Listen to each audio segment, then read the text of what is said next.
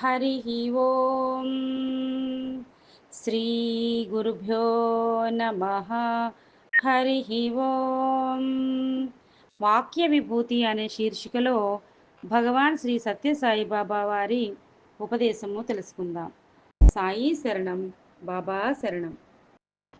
భక్తి అనగా పసిపిల్లవాని ఆర్తనాదము వినినంతనే తల్లి తాను చేయుచున్న పనిని విడిచిపెట్టి ఏ రీతిగా శిశు సంరక్షణార్థం పరుగు పరుగున వెళ్ళునో అదే రీతిగా భగవంతుడు కూడా తన భక్తుల ఆర్తనాదము వినినంతనే పరుగెత్తుకుని వచ్చి వారి ఎదుట సాక్షాత్కరించి వారిని తరింపచేయును.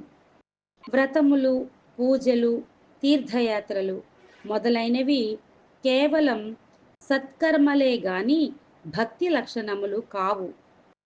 అహంకార మమకారములు, స్వార్థ స్వప్రయోజనములు ఏ కించిత్తైనా శేషించినా అది భక్తి కానేరదు.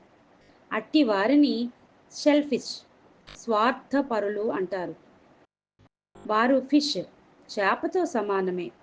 చేపలు ఎంతకాలము జలములో ఉండినా తమ దుర్వాసనను పోగొట్టుకొనవు.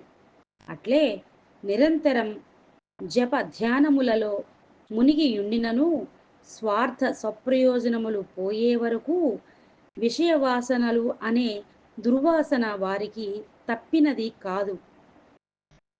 వారు కేవలం పేరుకు భక్తులే గాని ప్రవర్తనలో భుక్తులే. భుక్తి వలన యుక్తి పెరుగును, యుక్తి వలన రక్తి ముందడుగు వేయును, రక్తి అధికమొకటి చేత విరక్తి కలుగదు, విరక్తి లేక ముక్తి దొరకదు. ఓం శ్రీ సాయిరామ్.